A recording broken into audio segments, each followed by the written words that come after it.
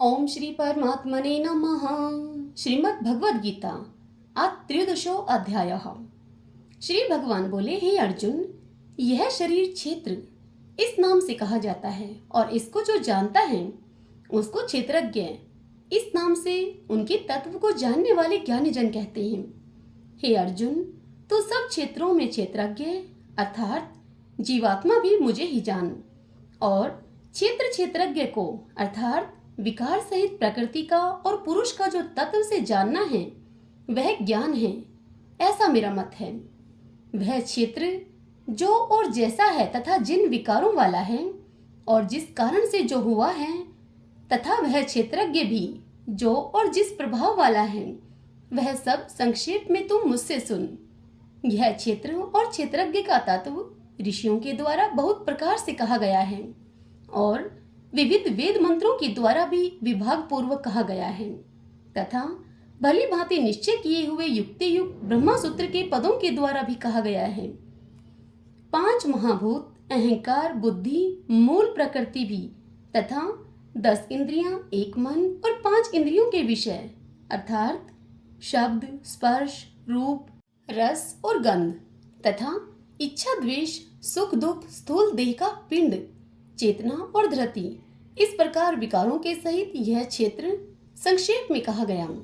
श्रेष्ठता के अभिमान का अभाव, दंभाचरण का अभाव, किसी भी प्राणी को किसी प्रकार भी न सताना, क्षमा भाव, मन वाणी आदि की सरलता, श्रद्धा भक्ति के सहित गुरु की सेवा, बाहर भीतर की शुद्धि, अंतःकरण की स्थिरता और मन इंद्रियों के सहित शरीर का निग्रह, इस लोक और परलोक के संपूर्ण भोगों में आसक्ति का अभाव और अहंकार का भी अभाव, जन्म मृत्यु जरा और रोग आदि में दुख और दोषों का बार बार विचार करना, पुत्र स्त्री घर और धन आदि में आसक्ति का अभाव, ममता का न होना, तथा प्रिय और अप्रिय की प्राप्ति में सदा ही चित्त का सम रहना, मुझ परमेश्वर में अनन्य योग के द्वारा अव्यभिचारिणी भक्ति तथा एकांत और शुद्ध देश में रहने का स्वभाव और विषयाशक्त मनुष्यों के समुदाय में प्रेम का न होना, अध्यात्म ज्ञान में नित्य स्थिति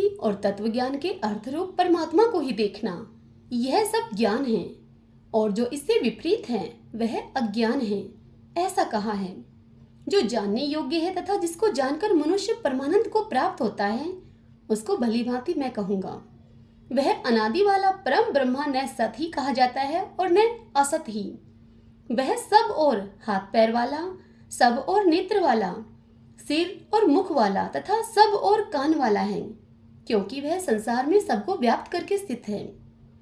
हे अर्जुन, वह संपूर्ण इंद्रियों के विषयों को जानने वाला है, परंतु वास्तव में सब इंद्रियों से रहित है तथा आसक्ति रहित होने पर भी सबका धारण पोषण करने वाला और निर्गुण होने पर भी गुणों को भोगने वाला है।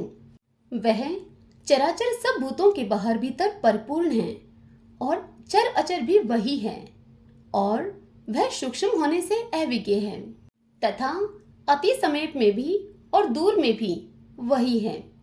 वह परमात्मा विभाग रहित एक रूप से आकाश के सदृश परिपूर्ण होने पर भी चराचर संपूर्ण भूतों में विभक्त सा स्थित प्रतीत होता है, तथा वह जानने योग्य परमात्मा विष्णु रूप से भूतों को धारण पोषण करने वाला और रुद्र रूप से संहार करने वाला तथा ब्रह्मा रूप से सबको उत्पन्न करने वाला है। वह परब्रह्मा ज्योतियों का भी ज्योति एवं माया से अत्यंत परे कहा जाता है। वह परमात्मा बोध स्वरूप जानने के योग्य एवं तत्व ज्ञान से प्राप्त करने योग्य है और सबके हृदय में विशेष रूप से स्थित है। इस प्रकार क्षेत्र तथा ज्ञान और जानने योग्य परमात्मा का स्वरूप संक्षेप से कहा गया। मेरा भगत इसको तत्व से जानकर मेरे स्वरूप को प्राप्त होता है।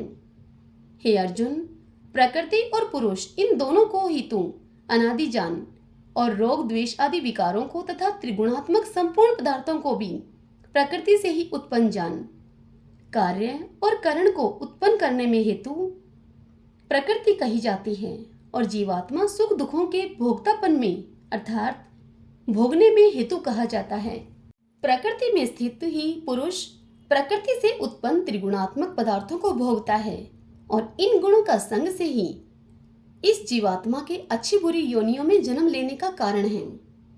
इस देह में स्थित यह आत्मा वास्तव में परमात्मा ही है।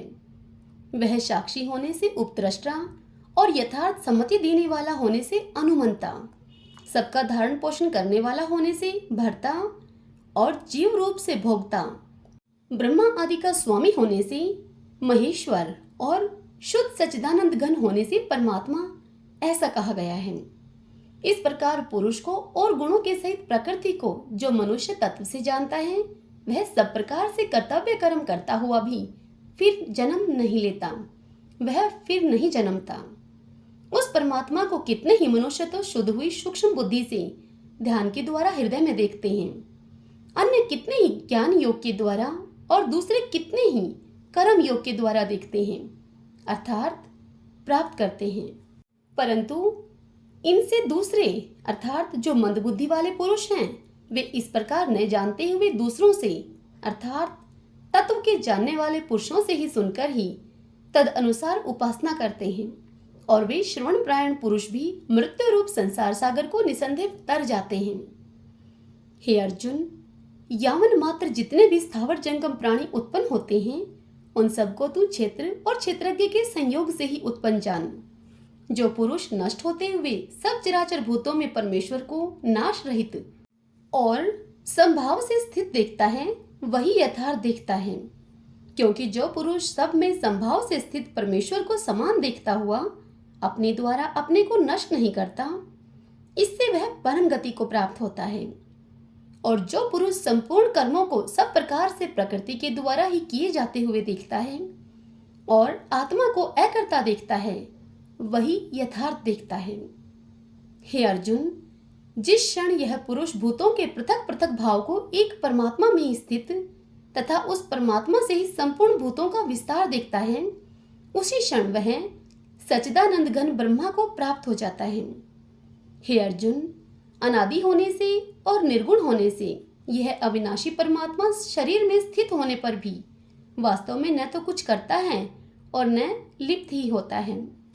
जिस प्रकार सर्वत्र व्याप्त आकाश सूक्ष्म होने के कारण लिप्त नहीं होता, वैसे ही देह में सर्वत्र स्थित आत्मा निर्गुण होने के कारण देह के गुणों से लिप्त नहीं होती।